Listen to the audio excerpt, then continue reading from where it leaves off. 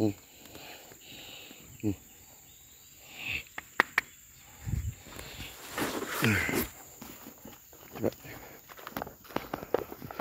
Hari ni, Assalamualaikum.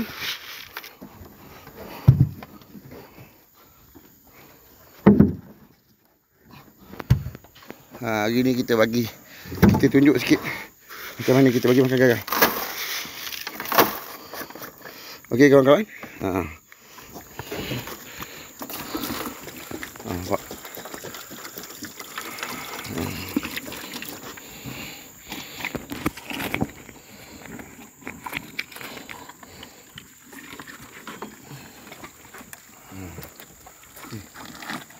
Tengok macam mana makan garang.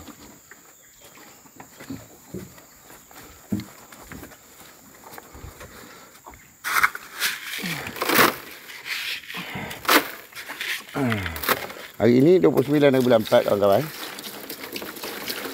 1 Zulkaidah 1440 Hijrah kawan-kawan. Seberang sana pula. Kita kena berlalu ni. Kawan. Berlalu kat ni. Berlalu kat ni.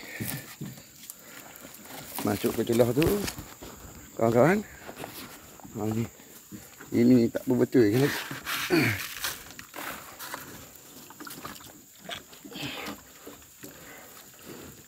Jauh sikit ni.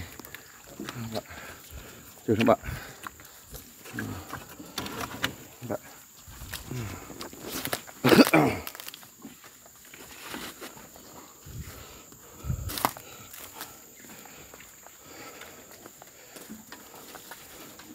Weh.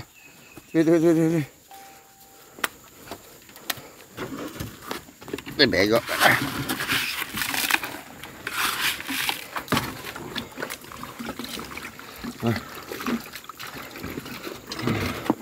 Satu lagi di sini.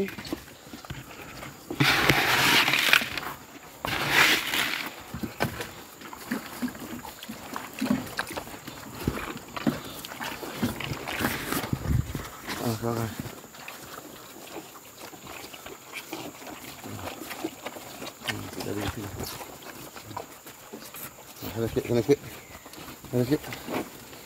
Sana sikit.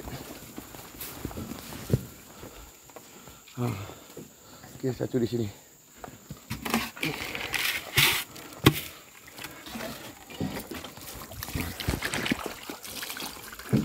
Okey. Yang seekor ni dia special sikit. Ni Umairah nama dia. Umairah makan tadi. Sebab dia menyusu botol. Ini baru 6 tahun, 7 tahun. 8 tahun 8 tahun, 9 tahun gitulah. Lebih kurang. Ni. Ni nampak ni, nampak. Ni Umairah. Dah merah. Dah sudah. Sudah.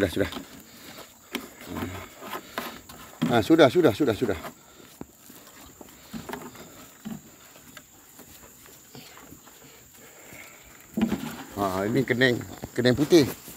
Ini keneng putih nama dia. Tu tam. Tam marbo. Marbotam. Bukan marbutah, marbotam.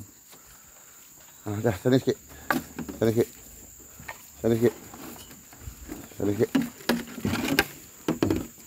Di dalam kandang ni. Ni panjang. Nampak. Okey. Kawan-kawan. Kita tunjuk kita punya proses bagi makan kicap. Garang dah kicap Ini lagi. Okey. Kita jumpa lagi next video insya-Allah.